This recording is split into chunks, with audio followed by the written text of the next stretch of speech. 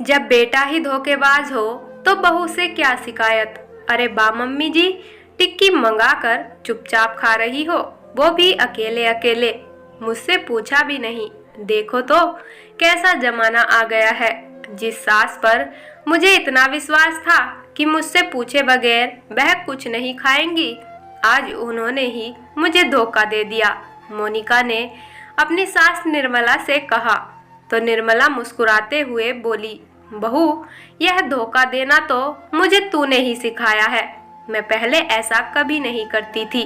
तेरे ससुर जी घर में खाने की जो भी चीज लाते थे मैं उसे रसोई में रख देती थी ताकि घर के सभी सदस्य उस चीज को मिल बांट कर खा लें। सबके खाने के बाद ही मैं उस चीज को खाने के लिए हाथ लगाती थी, क्योंकि मुझसे ऐसा लगता था कि ऐसा करने से घर में एक दूसरे के प्रति प्यार और सम्मान बना रहता है। मैंने सोचा था तू भी मेरी देखा देखी ऐसा ही करेगी। घर में कोई भी चीज आएगी तो मुझे और अपने पापा को खिलाने के बाद ही खाएगी, परंतु तुम दोनों ने तो हद ही कर दी। जिस बेटे को मैंने उसकी मनपसंद चीजें खिलाकर बड़े प्यार से पाला था और सोचा था कि वो बुढ़ापे में वह भी मुझसे पूछकर मेरी मनपसंद चीज लाकर मुझे खिलाएगा, लेकिन मेरी मनपसंद चीजें लाना तो दूर, वह मुझसे कभी कुछ खाने के लिए पूछता भी नहीं है।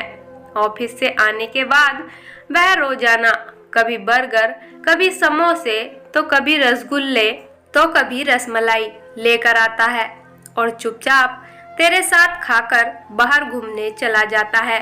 मुझे यह देखकर बड़ा दुख हुआ जब तू गलती से दरवाजा बंद करना भूल गई थी और मोहित के साथ चटकारे ले लेकर छोले भटूरे खा रही थी और हंसते हुए फोन पर अपनी भाभी से कह रही थी, भाभी, मैं तो इनसे कहकर रोजाना नए नए व्यंजन मंगवा कर सास ससुर से छुपकर अपने कमरे में पति के साथ मजे से खाती हूँ।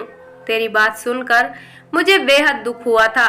जब मैंने यह बात मोहित के पापा को बताई तो वह मुस्कुराते हुए मुझसे बोले, बेटा, बहू यदि हमसे छुपकर कुछ खा ले तो कोई बात नहीं, परंतु यदि हमने उनसे छुपकर कोई चीज खा ली तो बहू बुरा मान जाएगी। मैं भी तुम्हारे लिए ऑनलाइन टिक्की मंगवाता हूँ, तुम देखना बहू का चेहरा कैसे उतर जाता है। फिर उन्होंने टिक्की का ऑर्डर दे दिया। मैं खाने ही बैठी थी कि इतने में ही तू आ गई। सास की बात सुनकर मोनिका शर्मिंदा हो गई थी। तभी मोहित भी सास बहू की बात सुनकर वहीं पर आ गया था। मोनिका को शर्मिंदा देखकर मोहित अपने पापा से बोला, पापा, आपने हमें सबक सिखाने के लिए अच्छा किया। मैं मूर्ख था जो इसकी बातों में आकर सिर्फ अपने और इसके लिए खाने की चीजें लाता था।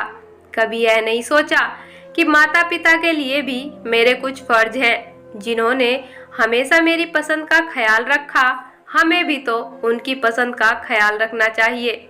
उसके पापा उसे समझाते हुए बोले, बेटा, बहू तो पराए घर से आई है, पर तू तो अपना था।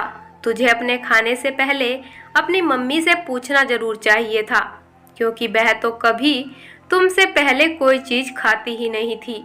यह सुनकर मोहित शर्मिंदा होकर अपनी मम्मी से बोला, मम्मी, माफ कर दो, आगे से ऐसी गलती नहीं होगी। आज के बाद मैं आपके और पापा के खाने के बाद ही किसी चीज को हाथ लगाऊंगा। बस एक बार माफ कर दो, फिर देखना मैं कल से आप दोनों के लिए भी आपकी पसंद की चीजें लाया करूंगा। मोहित की बातें सुनकर मम्मी के चेहरे पर मुस्कान आ गई थी और उन्होंने हंसते हुए मोहित और मोनिका से कहा, चलो, तुम दोनों को माफ किया। Thank you mummy ji. Mummy की बात सुनकर कहते हुए मोहित और मोनिका दोनों उनके गले से लग गए। आज उन दोनों को अपनी गलती का एहसास बहुत अच्छे से हो गया था।